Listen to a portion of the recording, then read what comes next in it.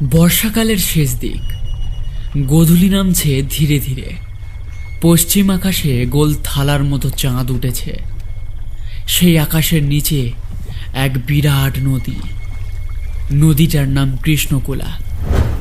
গ্রাম্য কাহিনী আছে, এই নদীর বুকেই নাকি 100 বছর আগে ডুবে গিয়েছিল এক পূর্ণ নৌবহর।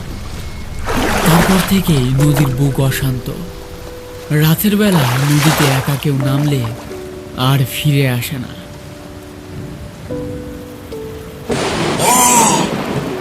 তবুও মানুষ তো মানুষ, রাত হোক বা ঝড়, পেট চালানোর জন্য মাঝিদের নৌকা বাওয়াতেই হবে।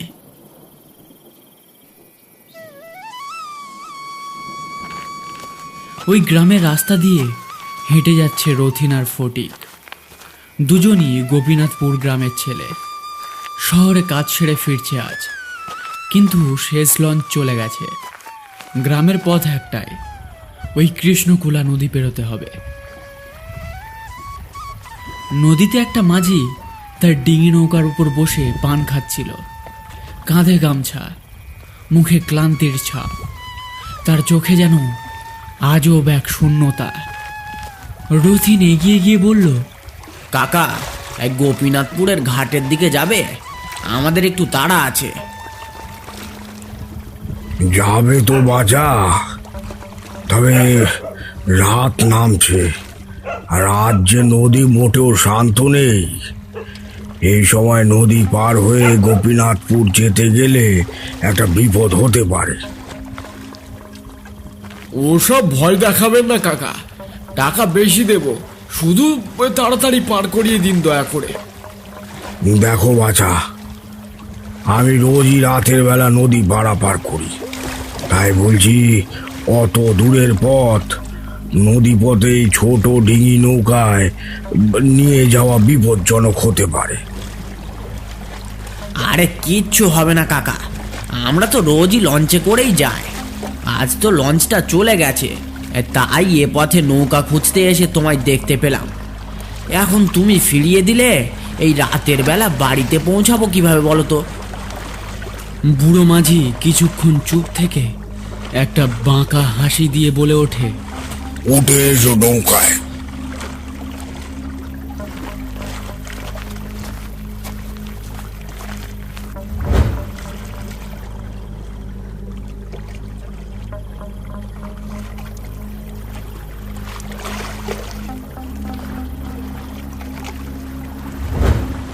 নদীর স্রোত নৌকাটাকে গন্তব্যের দিকে টেনে নিয়ে চলেছে। একটা শান্ত পরিবেশ।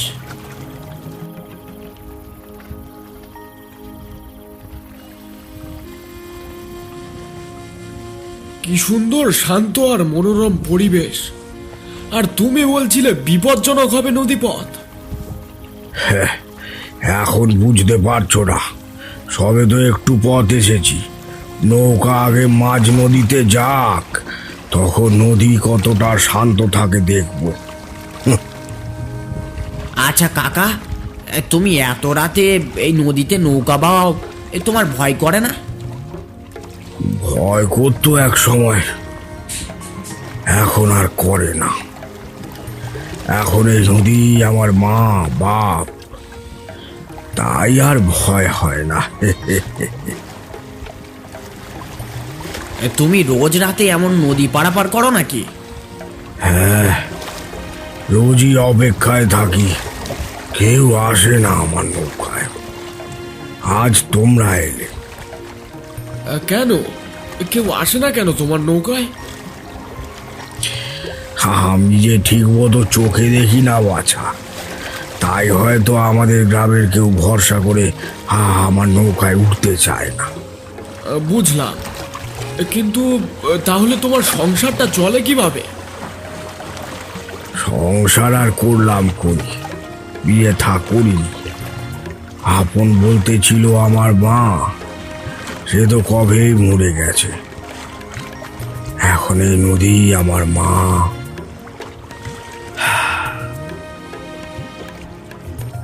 তুমি তো নদীতে মাছ ধরতে পারো, এই মাঝিগিরি করে কতই না রোজগার করো, উপরি রোজগারও হবে তোমার।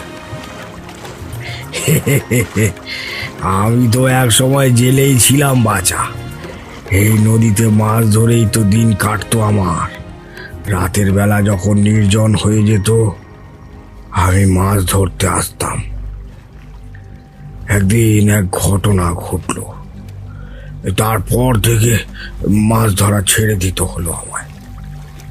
এই সে কি, কি ঘটনা ঘটেছিল? ও জেনে আর কাজ নেই, অনেক আগের ঘটনা।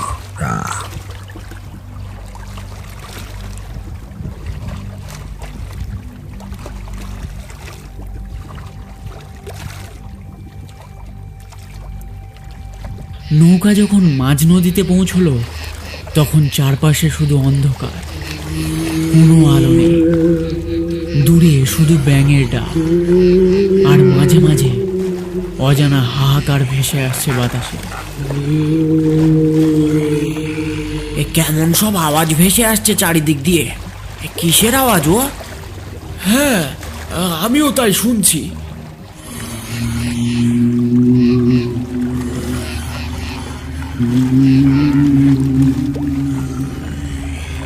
ও একজনের আওয়াজ নয়, অসংখ্য অশরীরীদের আর্তনাদ ওটা। নৌকা মাঝ নদীতে পৌঁছিয়েছে, তাই ভয় দেখাচ্ছ আমাদেরকে? ভয় দেখানো কেন? যেটা সত্যি সেটা বললাম। বিশ্বাস অবিশ্বাস করা তোমাদের উপর। আমার যা মনে হচ্ছে ওই ডাকগুলো হয়তো কোনো জলজীবের হবে। রথিন হঠাৎ খেয়াল করলো জলের নিচে স্যাঁত করে এক এক করে কালো ছায়া দ্রুত ভেসে যাচ্ছে। রথিন চমকে ওঠে, তারপর বুড়ো মাঝিকে জিজ্ঞেস করে, কাকা, জলেতে ওই কালো ছায়ার মতো কি চলে যাচ্ছে ওগুলো? তাকিও না ওদিকে, ওদের দিকে তাকালেই ওরা আরো তীব্রভাবে আকর্ষিত হবে। তারপর সুযোগ বুঝে নিঃশব্দে এগিয়ে এসে টেনে নিয়ে যাবে নদীর অতল গহ্বরে। কি সব বলছো? কখন থেকে দেখছি তুমি ভয় দেখানোর চেষ্টা করেই চলেছ। এই নদীতে মাঝিগিরি করতে করতে দেখছি তুমি পাগল হয়ে গেছো হে। বুড়ো মাঝি কোনো জবাব না দিয়ে নীরব হয়ে দাঁড় টানতে থাকে। কিছুক্ষণ পর হঠাৎ একটা ঠান্ডা বাতাস বয়ে গেল। রথিনের গায়ে কাঁটা দিল। সে দেখল দূরে নদীর উপর ভেসে উঠেছে একটা আলো। আলোটা যেন কোনো প্রদীপের মতো মাঝ নদীর বুকেই ভাসছে, কিন্তু নদীর মাঝে তো কেউ থাকে না। ফটিক, এই দেখছিস ওটা কি? ফটিক চোখ কুঁচকে তাকালো। মুহূর্তের মধ্যে আলোটা 3টে হয়ে গেল, তারপর 6টা, তারপর অগুন্তি। যেন নদীর বুক জুড়ে অজস্র প্রদীপ ভেসে উঠল। হঠাৎ বুড়ো মাঝি কেঁপে ওঠে। ওগুলো প্রদীপ নয়, ওগুলো প্রদীপ নয় গো বাছারা। ওগুলো ওগুলো হলো অভিশপ্ত আত্মা। রথিন আর ফটিক অবাক হয়ে মাঝির দিকে তাকায়। বুড়ো মাঝি হঠাৎ বৈঠা চালানো বন্ধ করে দিল। তারপর কাঁপা কাঁপা কণ্ঠস্বরে বলতে শুরু করে, 100 বছর আগে এই নদীতে রাজা হরিপদ সেনের নৌবহর ডুবে গিয়েছিল। ভরা বর্ষায় ঝড় এসেছিল, কেউ বাঁচেনি, কেউ বাঁচেনি। সেই মৃতদেহগুলো নাকি রাতের বেলায় প্রদীপের মতন আলো হয়ে ভেসে ওঠে। যারা ওই আলো দেখে অনুসরণ করে তারা তারা আর ফিরে আসে না। এ যুগে এসব বিশ্বাস করার জিনিস নয় কাকা, এগুলো হয়তো জোনাকি। কথাটা শেষ হতেই নদীর বুক থেকে হাহাকার ভেসে এলো, যেন শত মানুষের একসাথে আর্তচিৎকার।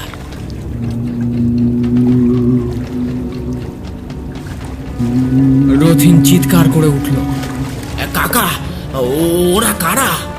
কি ভয়ঙ্কর! কিছু করুন, ওরা তো এগিয়ে আসছে আমাদের দিকে। বুড়ো মাঝি চোখ বন্ধ করে জপতে লাগলো কোনো মন্ত্র।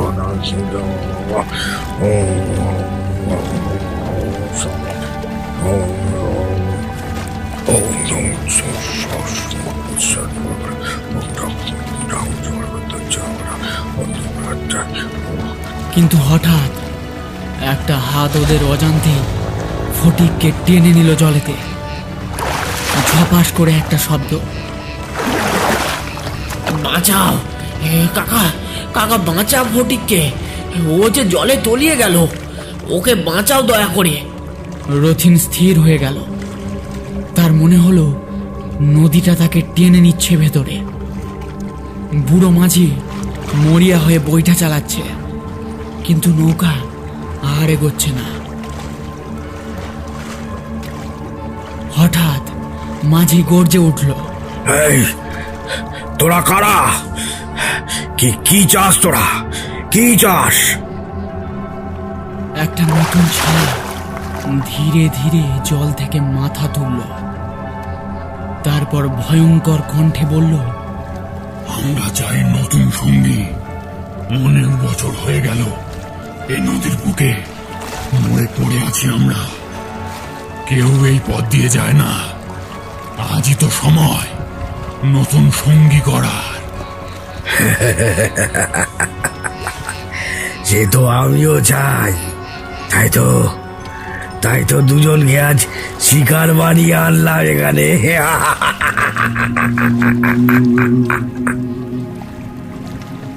রথিন ভয়ে কাঁপতে কাঁপতে মাঝির দিকে তাকালো।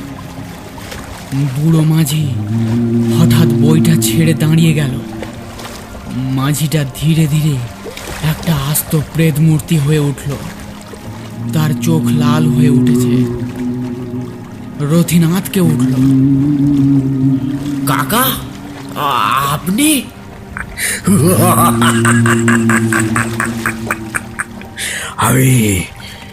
আমি এই নদীর সন্তান রে বাছা। এই নদীতেই মাছ ধরতে এসে আমি মরেছি। আজ তোদের পালা এসেছে, তুইও মরবি।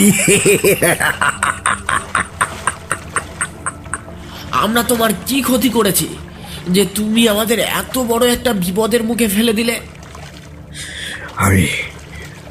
আমি আগেই বারণ করেছিলুম, ভুলে গেলি? এই নদীতে রাতের বেলা তাণ্ডব চলে। আজ তোরা সেই তাণ্ডবের শিকার।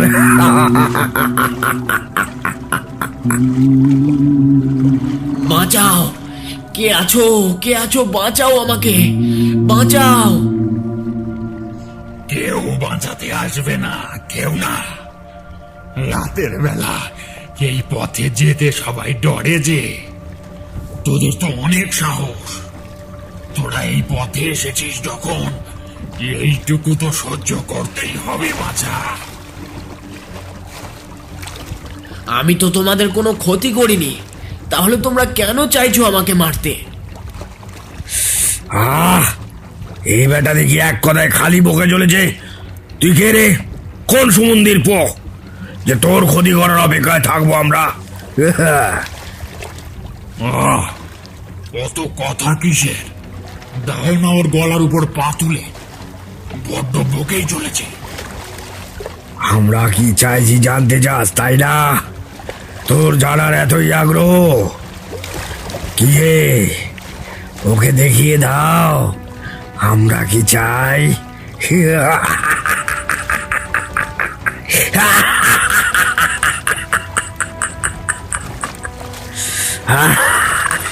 শুধু একবার রথিন দেখল বুড়ো মাঝির চোখে একই প্রদীপের আলো জ্বলছে।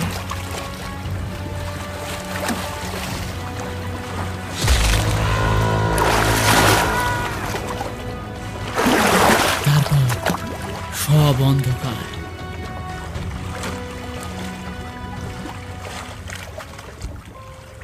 পরদিন সকালে গ্রামের মানুষ ঘাটে এসে দেখে নদীর পাড়ে ভেসে আছে একটা খালি নৌকা। ভেতরে শুধু একটা পুরনো বৈঠা পড়ে আছে, কোনো মাঝি নেই। কোনো যাত্রী নেই। লোকজন ফিসফিস করতে লাগলো। আবার কি কৃষ্ণকুলা তার নতুন শিকার পেল? নদীর জল তখনও অদ্ভুতভাবে কাঁপছিল, যেন ভেতরে লুকিয়ে আছে অজস্র অশান্ত আত্মা।